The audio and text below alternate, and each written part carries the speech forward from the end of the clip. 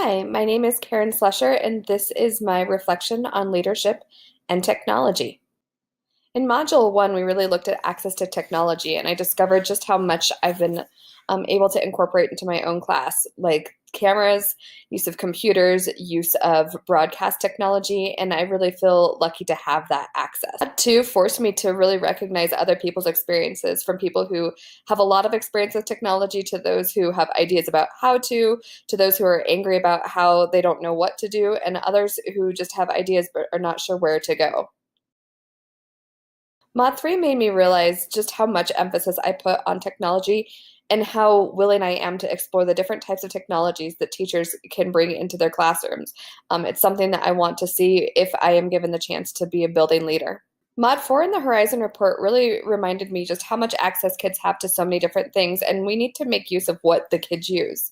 We also need to find ways to connect our students to the world, and there are just different opportunities there. And then we also want to stay apprised of upcoming technology to help kids explore what they have.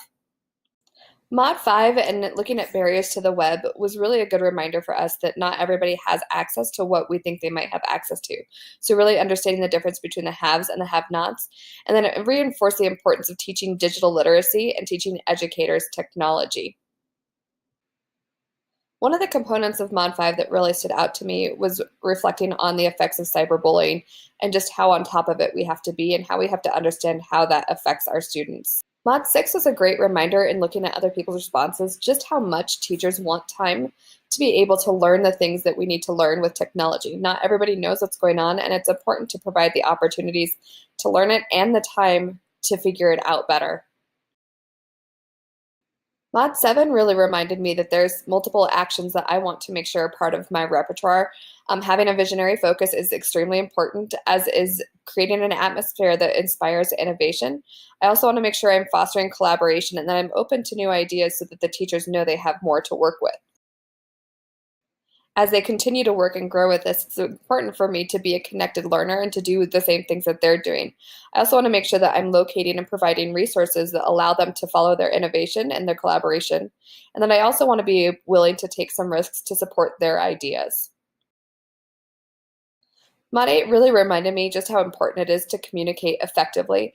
I also want to make sure I have a person in a position that's going to be able to run PR for the school. This really reminds me too that having extra eyes is always a good concept when you're communicating with people, and that I want to make sure I'm using communication and technology to keep people engaged. Teaching digital literacy to a generation that is hooked on technology and their phones is really an important concept to me. And as a future leader, I really want to make sure that there are classes that incorporate a digital literacy as part of their curriculum, especially if they're going to use this kind of technology.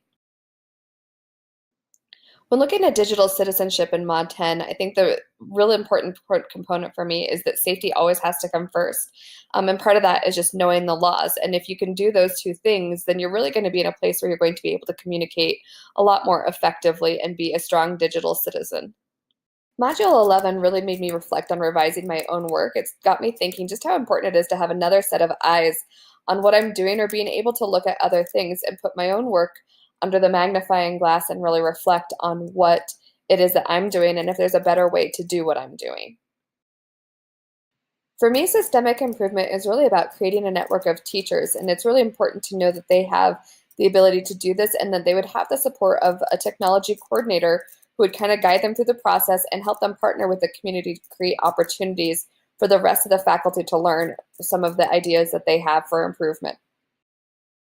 Module 13 was a really good reminder for me just how important it is to create environments where kids want to learn. Too often we see them with their heads down on the desks or off looking at something else, and it's important to create opportunities where they engage with the teacher or they're given real world experiences to go out and practice what they might want to do. If, as an educational leader, I'm willing to really think about what the needs are of the kids and the teachers and put my ideas under a magnifying glass, I know we'll start to come up with some real solutions for what school should look like and the experiences kids should be having in school to keep them engaged and ready for the future.